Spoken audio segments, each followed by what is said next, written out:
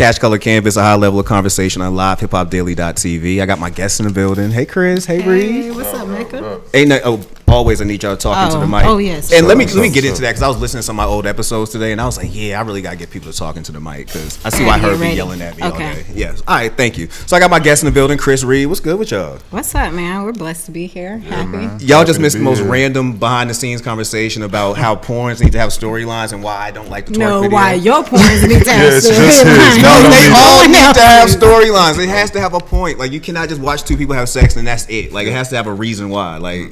That is the reason. That's the reason for the porno. Yeah. Oh, now we definitely have vastly different tastes and things there. But so like you care about the whole pizza guy story, like when he walk up with the fake pizza. Yeah. Like, why are you here? Like, what are you here for? Like, are you here for a student? Are you just a pizza guy? Like, long term? You know what I mean? Like, give me some development of the script. I guess for this. Like, why you flipping pizzas? Yeah. So I need some character development. I need some background information. I need to know a little bit about this guy. Yeah. I would literally rewind. What did you just say? Like make this make sense. How did you become Was a that maid? believable? Exactly. How did you become a maid? Yeah, like why are you talking to Wesley Pipes right now? Like, anyway. I got my guests in the building because they got a super dope activation. Well, They got a super dope movement going on really right here. No, I think so. Okay. Yeah, I know so, man. Because you came back here. When you first came through the show. You know, I knew that your art talent was amazing. You know, Thank and you. I became a fan.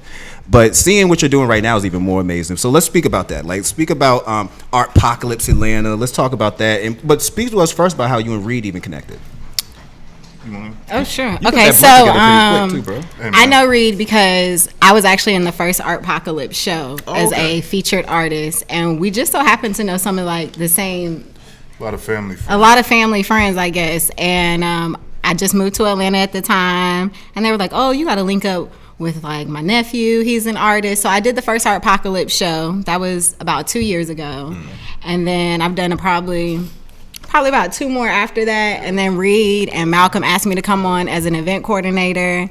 That changed to a creative director, and now I'm a part owner with them. Oh, okay, boss. You know. Yeah, she climbed that ladder fast. That's what's up, boss. She done glowed up over a year. You know, real quick on your girl. No, I'm just playing. That's what's up. Well, Reed, I didn't get a chance to meet you like I met her. How did you get into art? Like, when did you know you had a creative side like that? Man, I've been drawing for real since I was like 4 or 5. Honestly, like when I was younger, all I used to do was watch cartoons because my mom really ain't play me going outside like that. So like that was all she let me do was just sit at the house, man. If I wasn't like hooping or anything like that. Yeah. So I grew up watching cartoons and I just kind of fell in love with it. What was your favorite cartoon? Favorite cartoon ever? Yeah. Boondocks, without question. Okay. Definitely Boondocks. Okay. But like when I was younger, probably like Kids Next Door, you know what I'm saying? Something like that. Rocket Power even. You know, I've never seen SpongeBob. Like, I've never seen an episode of you're that. tripping. Nah. What? Yeah. Not one? Wow. Wow. I don't even get the memes they talk about on Instagram. Like, I need a lot of help. Like, I've never watched. What's the last cartoon you watched? What's your favorite cartoon? What's my favorite cartoon ever? That's a good question. What is my favorite cartoon? You know what? It's Bob's Burgers right now. It's Bob's Burgers right now. Bob's Burgers. Yo, that's a great one. I don't think people understand how great of a character Tina is. Like, she's essential. She's almost Napoleon Dynamite. Like honestly, you shouldn't be that awkward and that confident at the same time. Like, that shouldn't even exist as a person. That girl is literally like, she moves awkward and go girl. You know what I mean? Like, it's just dope. I root for Tina.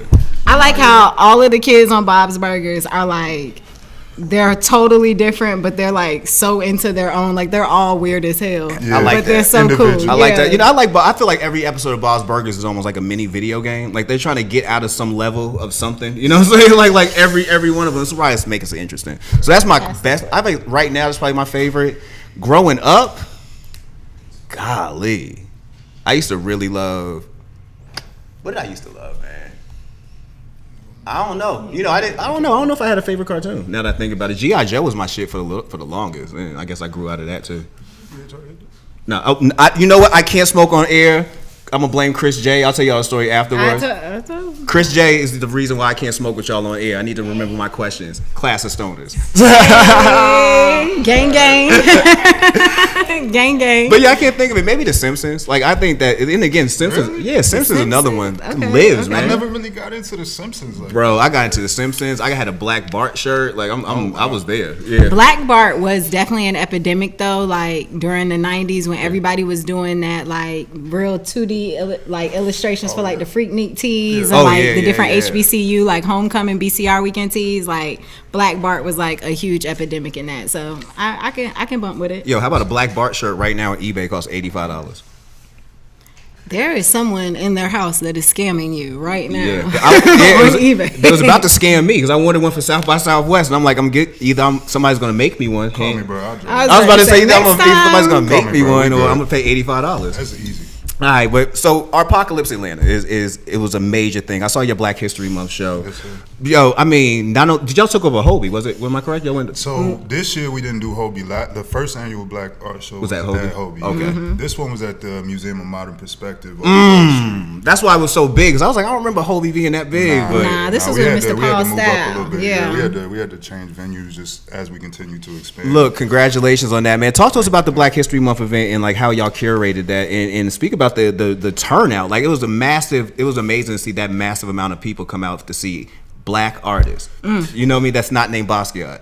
Facts. Big, That's facts. I mean, every year that we do the Black History Month show, obviously this is our second annual one, but like I feel like Atlanta always come out and support just because, you know, this is Black Hollywood, so this is what we do here. But we had some really dope artists, and what I thought was dope is that we had artists that we've never featured before. And we had people come from all over. Like we had a guy come from Germany to be in the show. We had a guy from Mississippi. South Carolina. What was the girl's name from Mississippi? The Soul Painters from Mississippi. Yeah, like we had some crazy dope artists come Jacksonville. from everywhere. Yeah, like, so I thought that was dope that we was able to give artists that didn't come from Atlanta an opportunity to showcase out here. And the fact that we've even grown to the point where like artists even want to travel to be in the shows, like that's humbling in its own. Yeah, that is crazy. That's the way we curated it though. We wanted to make sure that everybody had equal opportunity to shine. So regardless of whether your paintings were bigger, smaller, we tried to make sure that everybody had equal amounts of room, and that there wasn't too much art in one space. You definitely knew which artist was where. So that was important for us because a lot of times we'll run out of space in a venue and we'll have to hit an audible. But I think this time it was really smooth. That's what's up. We were able to do that, you know, flawlessly this go around. Was there a singular theme for the displays, or were people just able to just bring what they wanted to bring? Nah, yeah, we didn't. We whatever it is that you did that you felt like fit under the theme. That was what and it was cool because we even had like one Hispanic chick at the show. Yeah, and but she had was in the some show, but she had some really Afrocentric pieces. Like, really? You know what I'm saying? And that was really dope to me. And it was, I'm not even gonna lie, like I was surprised at how many different ethnicities were at the show as opposed to last year. Like last year I felt like it was pretty, you know, dominant for the demographic, but this go around it was like it was people from everywhere at the show. Yeah, it was a lot of different, you know, usually for like Black History shows, you know, we gonna come out, we're gonna support. We got our Dr. King pictures ready. Yeah, you know, but we got our shirts. And there's other shows that I expect our demographics to definitely vary. I was just shocked at how they varied during this show as well. You know, like we definitely came out, but other people came out too. So we like, support for that's sure. cool. Who were some of your favorite artists who pulled up there? Yeah, I called y'all. I'm not gonna lie. Girl, Soul Painters from Mississippi, she had this piece that Pac, it was Tupac as Pharaoh. It had to be like, how big you say that was? Man, that thing had to be like 5 foot. Ooh. At least 5x4, like so taller than Big Sean. Gorgeous. Sure. Yeah, that was probably one of my favorite pieces. Paint Pimp. You funny. Paint Pimp, he had some phenomenal pieces. Like I'm such a fan of Paint Pimp. Like yeah, he's really dope. He was, but honestly, like this was our best. We had a really great curated group, and sometimes when it comes to our shows, we try to give a lot of artists opportunities, but this year when we were discussing the shows, we wanted to make sure that with the Black History Month show, it was a smaller show in regards to the amount of artists that we picked, but the quality that we put out in the show, we really wanted to set the tone, and I think it did beyond that. What does it take to get chose for an Artpocalypse event? Like, what's the criteria as far as artists being able to show their work? So prior to any event, we hold submissions, and we normally ask for like 3 to 5 examples of your work, and it's just an elimination process from there. Like the emails get flooded, and then we go through them. It used to just be me doing it, just picking the artist, but now, you know, me and Cris will narrow it down to like 10, and then we'll go through the 10, and whichever ones we have in common, okay, they instantly get in, you know, and then we'll just hit the rubric on the other ones. Like, we'll figure it out from there. Because there's like certain setting points that we're looking for in everything, like creativity, originality, you know, somebody, how original you are, how your style stands out. Like sometimes I think artists or people who are just now trying to get themselves out there as artists, they psych themselves out because they think that their art isn't up to par with other people's art. Yeah. It's really about owning your style and just showing your craft through it. So really about a little bit of originality, like, you know, and if you got something different that we ain't never seen, like there's some times where we're going through submissions and we'll be calling each other back and forth so excited about the art. We be like, boy, see so-and-so. We'll be so excited. Like, it's so much dope art in Atlanta. Like, it's very, like... And that's, you know, that's something that I guess most people outside of Atlanta don't know, is that we do have a vibrant art scene down here. You know, like from the graffiti art you see. Shout out to my man Lurch with the OPE gallery down in Edgewood. Like, I love just going to his crib. Like, that's his house. You know what I'm saying? You walk in, it's just all this curated art. Yeah, it's a gallery, and the scene is growing, and I love the fact, and y'all are definitely taking a part in that growth. Yeah, no, we're proud of that. I mean, that's how Artpocalypse started. Like, it was a point in time a couple years ago where I was just traveling doing the art thing. Like, I was in LA, I was in New York, I was in Philly, I was in Florida. Like, I was just traveling doing art shows. And it was at a show in New York that I was just kind of like, yo, there's no reason I should have to go outside of the state to do a dope event like this. So we brought it back to Atlanta, man, and you know, we just kind of got it rolling since. That's solid. That's solid, man. Well, I know right now you're ready to give another opportunity you're gonna give a new opportunity to a new artist. Yeah. I saw y'all on Instagram speaking about that, and I'm like, that's kind of litty, man. Like that's kind of lit. Let's speak about that. Speak about the competition you're hosting and the importance of that. Well, it was actually Reed's idea. Go ahead, Reed. We set up our calendar, and I am very anal when it comes to the calendar. That's an understatement. I am very, like, extremely anal when it comes to the calendar because it takes us a long time to set our calendar. And this was something that came a little later after we set the calendar. So when he came at me, he was like, hey, I got a dope idea. I was like, is it on the calendar? Yeah, that's always the first question. Like, don't waste my time. Like, is it on the calendar? Don't write it down and we'll come back. But when he said it, he was like, we need to throw a free solo art show. And he should be focusing on his solo art show in May. But I was like, oh, you're right, we do. Like, I couldn't even argue with him. So we fit it in and we went over like exactly what we wanted to provide with an artist. After having my solo show in July, I realized, like, and congratulations on that. Thank you so much. I realized the exposure and how much that really helps you as an artist. And also having the opportunity of like actually having the art world come out to see you, like having critics and bloggers and buyers and collectors and gallery owners, like really getting your name out there. And we want to give an artist that opportunity, like who has it and who might not have, who might not have might not have the funds or just even the organization to put it all together. We want to do that. And we're not going to take any commission on anything. We don't take any commission on any of our artist sales. Like,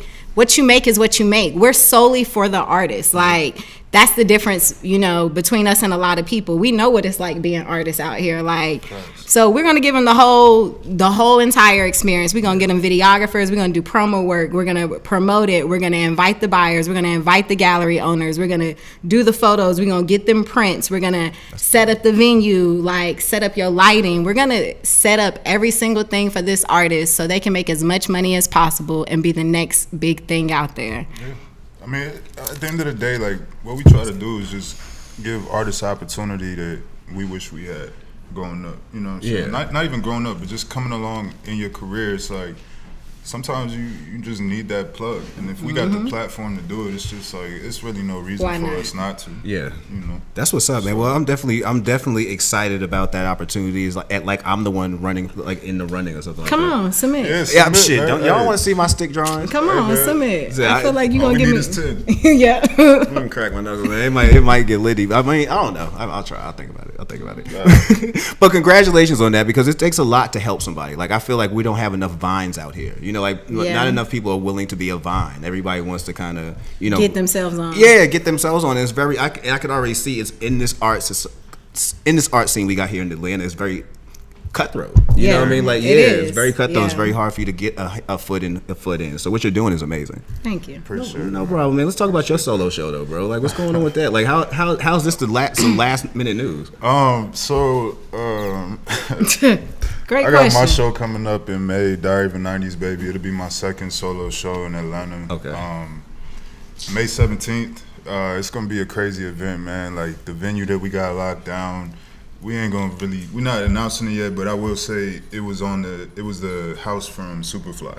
So that scene where they had like the whole fight scene with where he ran up in dude's house and all that. You looking at my face like I saw Superfly. Oh, you ain't see Superfly? Nah. Bro, you're bugging. No, bro. I'm not. No, I saw it. She's like, you haven't seen Superfly? Bro, shout to my man Byron and Days Arts Gallery. We literally saw that get filmed. Like we saw that get filmed.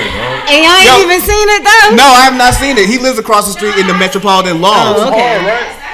That shit was hard. B lives across the street in the Metropolitan That's Lodge where where we they having filmed it. it. That's what we're having. We were outside smoking one day, and Big Boy was standing on the roof shooting the scene, and we was like, "Yo, you guys know how B talk. Damn, shot it. That's Big Boy. That's Big Boy shot it. I think he up there shooting that movie. What's that, Shaft right there? Nah, bro. Yeah, don't let the hair throw you off, bro. The movie was hard. Nah, the movie was crazy. Nah, I'm not big on reboots like that. Like let Shaft live, man. Was that a reboot on Shaft? Is that what that was? Now look at me. Look at my face. It was a reboot. Now look at my face. Look at my face. Shit, I ain't never Oh, seen but that. even Superfly. Yeah, I don't know, man. I think some stuff. And the needs to new be left Shaft alone. got the old Shaft, Sam Jackson, and the new Shaft. Shoot.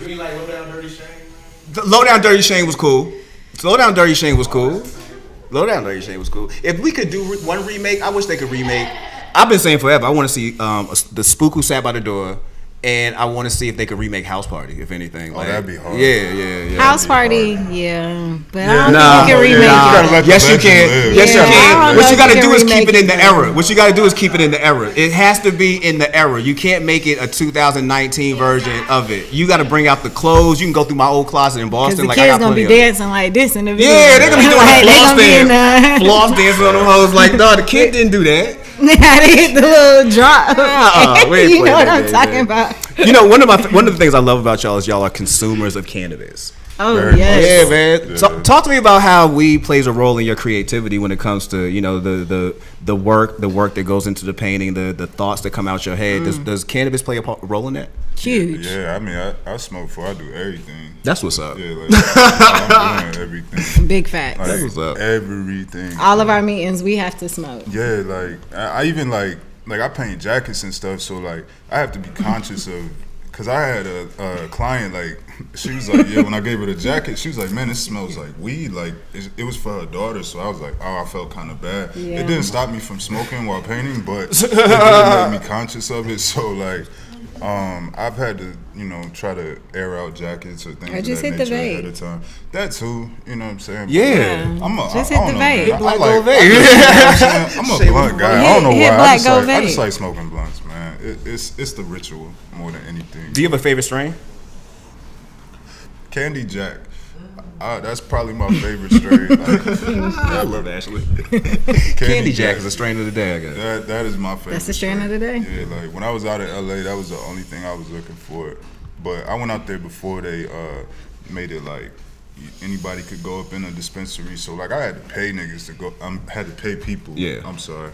Oh, we to swear go all the in. time, but I feel you. Pull back Oh, on the shit. N-word. I try that myself sometimes. Like I'm just yeah. so tired of people having even an issue with it. So I just say, look, I'll just stop. You know what I'm saying? So we can help your whole life out. Okay, well, yeah, we had to pay people to go in there and get the weed for us. You know what I'm saying? So now, like, I'm like, I gotta get back out there now, cause just walk in there. Hell yeah. That's different. Hell yeah, it's a Totally feeling. different world. It's a different feeling. You know, last time you was here, I spoke to you about, you know, maybe we should curate an art exhibit based off the drug war. Yes, sir. I threw that idea, and I'm totally with making that happen. Can we make that happen? Yo, you talking to the people that I'm talking to the happen. You know what's people. crazy is because let me head through that idea. She would have been like, "Is it on the calendar?" I find that amazing. Like how easy. This is a different energy. Yes. This is a different energy. Okay? Different energy, baby. This is a different energy. See how But it's not on the calendar. He also don't have paint he needs to do. He, crazy. hey, I don't have a solo art show. Thank coming you. Up. I don't have a solo Thank art show you. coming up. Most I do is a podcast, and we just smoke weed and talk shit. You know what I mean? I don't need a whole lot of preparation for that. I want Hey. your job. I want your job. But yeah, I am gonna pitch you that idea while we on air. I honestly want to do an art exhibit about the war on drugs. I feel like I want to see that in live in the living color. You know what I mean? Because I feel like most of my memories growing up, 80s and 90s was like. I feel like it was like you have to see it. You know what I'm saying? Like and you have to see it in a certain way. And I feel like animating it or putting it on canvas would just be a dope way to do it, you know? Yeah, definitely. And also That's tell the beyond story. hard. Yeah, and tell the story of prohibition. Like we're in a situation right now where we're about to see cannabis become legal in so many different ways in so many different states and so many different, you know what I mean? People are gonna be taking And advantage of there's it so left many and right. people that's still locked up They- over these there you cannabis go. charges. There you And that's go. just like There you go. the irony of it. It's like everything's gentrified. But like I'm a even huge drugs. I'm a huge proponent of figuring out ways you can get involved and figure out ways you could tell your story without actually having to be involved in cannabis. And I think that having an art exhibit would be an amazing thing to do. You know what I mean? Yeah. Where we actually just detail what, you know, some of the stuff that happens from Nixon's and hey, what's up digital? So I'm there. I'm with you. Just you got to put it on the calendar. You definitely got to put it on the calendar for me. You do. Yeah. Me too. Nah, put it on the serious. Me too. I'll forget it. You know how stuff happens. You know, next thing you know, I'll be in another city, and I'm like, I think I'm supposed to do something. We are 420. We do have a show coming up called Skills Over Politics. That's gonna be crazy. It's gonna be real crazy. I don't know what you want to say about it. Yeah, we try not to drop too many details, but I'm gonna just leave it at it's like the Hunger Games for artists. Yeah. If I So like had a to put competition? away- Yeah. Okay. It's like a competition, but it's gonna be cut. the scale is big. Yeah, like it's it's gonna be, and it's gonna be cutthroat. It's gonna be something we've never done before, and it's gonna be a whole vibe. So It's not be an on the art lookout show. for It's an art competition. That's what's yeah. up, man. Be on the lookout for that stuff dropping too. Yeah, that's more details on that are coming very soon. Yeah, I'm really blessed to know creatives like yo. Like you're giving me energy right now. Appreciate that. So before we fade out of here, because I do have another guest in the building, but I want y'all to come, definitely kick it with us while y'all course. here. Let people know how they could learn more about Artpocalypse, but also for people who are artists, how can they get involved in the competition? Because I know deadline is February 28th, correct? Yes, sir. Right. Okay. So for the people who are artists, and if you're trying to submit your submission for the free solo art show, you have to send 10 visuals to artpocalypseatlanta@gmail.com. If you want this information, check out our Instagram page. It's Artpocalypse Atlanta.